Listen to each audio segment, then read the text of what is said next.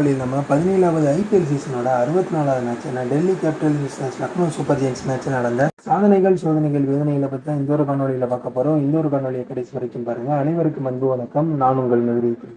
17வது சீசனோட 64வது மேட்ச்ல Delhi Capitals Lucknow super Jains match எங்க நடந்துச்சு அப்படின்னு பார்த்தோம்னா, டெல்லி கேபிட்டல்ஸோட ஹோம் கிரவுண்டான அருண் ஜேட்லி ஸ்டேடியத்துல இந்த ஒரு மேட்ச் நடந்துச்சுன்னு சொல்லணும். இந்த ஒரு மேட்ச்ல டாஸ் ஜெயிச்சு எல்ஹெச்சி பார்த்தோம் அப்படின்னா பவுலிங்கை செலக்ட் பண்ணிருந்தாங்க. எதனால நீங்க பவுலிங்கை செலக்ட் பண்ணி கேஎல் ராகுல்கிட்ட கேட்டப்ப கேஎல் ராகுல் என்ன சொல்லியிருந்தாரு அப்படின்னு பார்த்தோம்னா, எப்படி எங்க டீமுக்கு ஹெல்ப் பண்ண முடியும்னு பார்த்தா நாங்க பவுலிங்கை செலக்ட் பண்ண, அது மட்டும் இல்லாம எங்கிட்ட யங் பேசர்ஸ் இருக்கனால எங்களை ப்ரெஷர் இல்லாம பால் போட வச்சுட்டு எங்களோட எக்ஸ்பீரியன்ஸ் பேட்டர்ஸ் அந்த ரன்னை சேஸ் பண்ணுவாங்கன்ற மாதிரி சொல்லியிருந்தாரு. மட்டும் இல்லாம ஆப்போனன்ட் ப்ரெஷர் போட்டு எங்களோட பேட்டர்ஸ் நாங்க வின் பண்ணிடுவோம்னு சொல்லியிருந்தாரு. மட்டும் இல்லாம கடைசியா முடிஞ்ச 2 மேட்ச் எங்களுக்கு சாதகமா அமையல.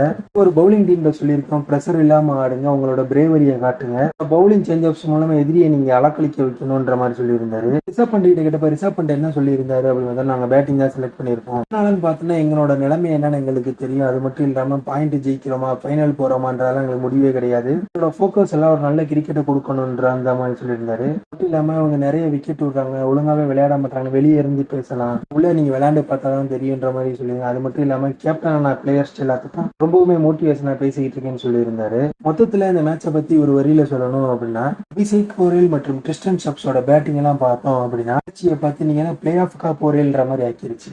தவிர்த்து இந்த மேட்ச் ஆனது எல்லாத்தையும் நம்ம சாதனைகள், சோதனைகள், வேதனைகள் பக்கத்துல பாத்துக்கலாம். ஃபர்ஸ்ட் இந்த மேட்ச்ல நடந்த சாதனைகள்லாம் என்னென்ன அப்படின்னு பார்த்தோம்னா, டெல்லி இந்த ஒரு மேட்ச்ல சூப்பரா ஆடினாங்கன்னு சொல்லலாம். அது மட்டும் இல்லாம டெல்லியில 2 முக்கியமான பிளேயர்ஸ் யார் யாரு அப்படின்னு பார்த்தோம்னா, அபிஷேக் போரேல் மற்றும் கிறிஸ்டன் சப்ஸ் பார்த்தோம் அப்படின்னா டெல்லியோட ரன்னுக்கு ரொம்பவுமே அடித்தளமா இருந்தாங்கன்னு சொல்லணும். இப்ப அபிஷேக் போரேல் பார்த்தோம் அப்படின்னா 21 பாலுக்கு 50 ரன் அடிச்சிருந்தாரு. அது மட்டும் இல்லாம மொத்தத்துல 33 பாலுக்கு 58 ரன் அடிச்சிருந்தாரு. கிறிஸ்டன் சப்ஸும் பார்த்தோம் அப்படின்னா 20 பாலுக்கு 50 அடிச்சிருந்தாரு. ஒரு மொத்தமா 25 பாலுக்கு 57 ரன் அடிச்சிருந்தாரு. இவரை தவிர்த்து சேஹவ் பார்த்திருந்தோம் அப்படின்னா 27 பாலுக்கு 38 ரன் அடிச்சிருந்தாரு. ரிஷப் பண்ட் பார்த்தோம் அப்படின்னா 23 பாலுக்கு 33 ரன் அடிச்சிருந்தாரு. என்னதான் டிசி ஆரம்பத்திலேயே தங்களோட முக்கியமான பிளேயரை இழந்திருந்தாலும் கூட அதுக்கப்புறமா களம் இறங்கினா அபிஷேக் போரேல், சாய் ஹோப்லாம் பார்த்தோம் அப்படின்னா அவங்களோட ரன்னை குறையோட பார்த்துக்கிட்டாங்க பவர் பிளேல. ஒரு பிளேக்கு அப்புறமா வந்த பண்ட்டும் சரி, கிறிஸ்டன் சப்ஸும் சரி, அக்சர் பட்டேலும் சரி, டெல்லியோட ஸ்கோரை கீழே குறையோடாம அப்படியே மேலே வச்சுக்கிட்டாங்கன்னு சொல்லணும். அதே மாதிரி எல்எஸ்டில யார் நல்லா விளையாண்டான்னு பார்த்தோம்னா அங்கேயும் ஒரு 2 பிளேயர் தான் நல்லா விளையாண்டுருக்காங்க. யார் அப்படின்னு பார்த்தோம்னா, பூரான் பார்த்தோம் அப்படின்னா 20 பாலுக்கு 50 ரன் அடிச்சிருந்தாரு. அது மட்டும் இல்லாம மொத்தத்துல பார்த்தோம் அப்படின்னா 27 பாலுக்கு 61 ரன் அடிச்சிருந்தாரு. அர்ஷத் கான் பார்த்தோம் அப்படின்னா இவர் 22 பாலுக்கு 50 ரன் அடிச்சிருந்தாரு. அது மட்டும் இல்லாம 33 பாலுக்கு 58 ரன் அடிச்சிருந்தாரு. குறிப்பா நிக்கோலஸ் புரான் மற்றும் ஹர்ஷத் கானோட நம்பிக்கை பார்த்தோம் அப்படின்னா கட்டத்துல எல்எஸ்டி ஜெயிச்சிரும்ன்ற மாதிரி இருந்தது. அதுக்கப்புறமா நல்லா பவுலிங் போட டிசி பார்த்தோம் அப்படின்னா இந்த மேட்ச் அவங்ககிட்ட இருந்து பறிச்சு இவங்களோட வெற்றியை வச்சுக்கிட்டாங்கன்னு தான் சொல்லணும். இந்த ஒரு மேட்ச்ல நல்லா எக்கனாமிக்கா பவுலிங் போட்ட பவுலர்லாம் யார் அப்படின்னு பார்த்தோம்னா, எல்எஸ்டில ரவி பிஷ்னாய் பார்த்தோம் அப்படின்னா 4 ஓவருக்கு 26 ரன் கொடுத்து ஒரு விக்கெட் எடுத்திருந்தாரு. இதே மாதிரி டெல்லி கேபிட்டல்ஸ்ல பார்த்தோம் அப்படின்னா 4 ஓவர் போட்டு 34 ரன் கொடுத்து 3 விக்கெட் எடுத்திருந்தாரு. முகேஷ் குமார் மற்றும் குல்தீப் யாதவ் பார்த்தோம் அப்படின்னா ஆளுக்கு 4 ஓவர் போட்டு 2 பேருமே 33 ரன் கொடுத்து ஒரு விக்கெட் எடுத்திருந்தாங்க. மட்டும் இல்லாமல் டெல்லி கேபிட்டல்ஸ் பார்த்தோம் அப்படின்னா இந்த ஒரு ஐபிஎல் தன்னோட கடைசி மேட்ச்ல ஜெயிச்சு அவங்களோட பயணத்தை வெற்றியோட முடிச்சிருக்காங்க இந்த 24 ஐபிஎல்ல. இது எல்லாமே தான் இந்த மேட்சோட சாதனைகள். இந்த மேட்சோட சோதனைகள்லாம் என்னென்ன அப்படின்னு பார்த்தோம்னா, டெல்லி கேபிட்டல்ஸ் ஜேக் ஃப்ரேசர் மெக்கர்கோட விக்கெட்டை பார்த்தோம் அப்படின்னா 2வது பால்லே இழந்திருந்தாங்க. என்னதான் டெல்லி கேபிட்டல்ஸ் ஆரம்பத்துல விக்கெட்டை விட்டுருந்தாலும் கூட பின்னாடி வந்த பிளேயர்ஸ் எல்லாம் பார்த்தோம்னா தரமான ரன் அடிச்சு இந்த டீமுக்கு தேவையான ரன்னை சேர்த்துட்டாங்கன்னு சொல்லணும். எல்எஸ்டில பார்த்தோம் அப்படின்னா ஓப்பனிங்கும் சரியில்லை. அது மட்டும் இல்லாம மிடில் ஆர்டர்ல பார்த்தோம் அப்படின்னா நிக்கோலஸ் புரான் ஓரளவுக்கு ரன் அடிச்சாரு. நிக்கோலஸ் புரானுக்கு அப்புறம் அதிகபட்சமா ரன் அடிச்சது யாருன்னு அர்ஷத் கான் ஒரு பவுலர் பார்த்தோம் அப்படின்னா 58 ரன் அடிச்சிருந்தாரு 33 பாலுக்கு. மட்டும் இல்லாம அவரோட பவுலிங்ல ஒரு விக்கெட் எடுத்திருந்தாரு. இது தவிர்த்து எல்எஸ்டில டபுள் டிஜிட் ரன் அடிச்சதெல்லாம் யார் அப்படின்னு பார்த்தோம்னா, ரினல் பாண்டியா பார்த்தோம் அப்படின்னா 18 பாலுக்கு 18 ரன் அடிச்சிருந்தாரு. யுத்வீர் பார்த்தோம் அப்படின்னா 7 பாலுக்கு 14 ரன் அடிச்சிருந்தாரு. அதுக்கு மேல யுத்வீரும் அர்ஷத் கான் நிக்கிறத பார்த்தோம் அப்படின்னா எல்எஸ்டி ஜெயிச்சிருவாங்களான்ற மாதிரி இருந்தது.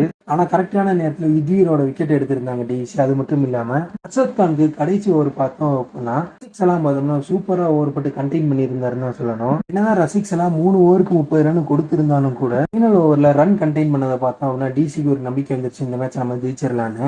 மட்டும் இல்லாம எல்எஸ்டியோட பிளே ஆனது யாருன்னு பார்த்தோம்னா இந்த ரசிக்ஸ் எல்லாம் தான் கடைசி ஓவரை சூப்பரா போட்டு முடிச்சிருந்தாரு. இந்த ஒரு மேட்ச்ல அதிகபட்சமா ரன் கொடுத்த பவுலர் எல்லாம் யார் அப்படின்னு பார்த்தோம்னா, லக்னோ சூப்பர் ஜெயின்ஸ் நவீன் உல்லக் பார்த்தோம் அப்படின்னா 4 ஓவருக்கு 51 ரன் கொடுத்து 2 விக்கெட் எடுத்திருந்தாரு. பேட்டிங்ல 50 எடுத்த அர்ஷத் கான் பார்த்தோம் அப்படின்னா 3 ஓவருக்கு 45 ரன் கொடுத்து ஒரு விக்கெட் எடுத்திருந்தாரு. அதான் ஒரு பக்கம் நிக்கோலஸ் புரான், அர்ஷத் கான் நல்லா விளையாண்டிருந்தாலும் கூட இந்த டீம்ல ஓப்பனிங் பார்த்தோம் அப்படின்னா சரியா விளையாடாதனாலதான் அவங்க எந்த ஒரு ஸ்கோர்ல கொண்டு வந்து நிறுத்திட்டாங்கன்னு சொல்லுங்க எல்எஸ்டியை.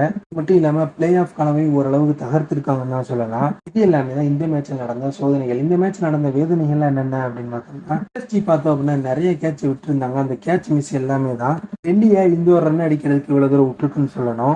Lucknow super Giants opening batsman Jake Fraser இருக்க எடுத்திருந்தாலும் கூட அதுக்கப்புறமா எல்எஸ்ஜியோட பவுலிங் எல்லாம் வெளுத்து தள்ள ஆரம்பிச்சிட்டாங்கன்னு தான் சொல்லணும். குறிப்பா ட்ரிஸ்டன் ஸ்டப்ஸ், அபிஷேக் பொருளுக்குலாம் வந்து கேட்ச் எல்லாம் அவங்க விட்டதுனாலதான் அடுத்தடுத்து அவங்களுக்கு அடுத்த சான்ஸ் எவ்வளவு தூரம் வந்திருக்காங்க. அது மட்டும் இல்லாம ட்ரிஸ்டன் ஸ்டப்ஸ்லாம் பார்த்தோம்னா 2-3 கேட்ச்ல மிஸ் ஆகிருந்தது. இது போக தீபக் ஹூடாவோட டக் அவுட், குணால் பாண்டியா மற்றும் ரவி பிஷ்னாயோட ரன் அவுட் எல்லாமே தான் எல்எஸ்ஜியை இந்த ஒரு ஸ்கோரையை ரொம்ப கஷ்டப்படுத்திருச்சுன்னு தான் சொல்லணும். அதான் போன மேட்ச்ல எஸ்ஆர்எச்ல அடி வாங்கியிருந்தாலும் கூட தழும்பு மறக்க வைக்காத அளவுக்கு டிசி ஒரு வேலையை செஞ்சுட்டு போயிட்டாங்கன்னு தான் சொல்லணும். ஓவரால் இந்த மேட்சை பத்தி சொல்லணும் அப்படின்னா எல்எஸ்டியோட பிளே ஆஃப் கனவை ஓரளவுக்கு தகர்த்துட்டாங்கன்னு தான் சொல்லணும்.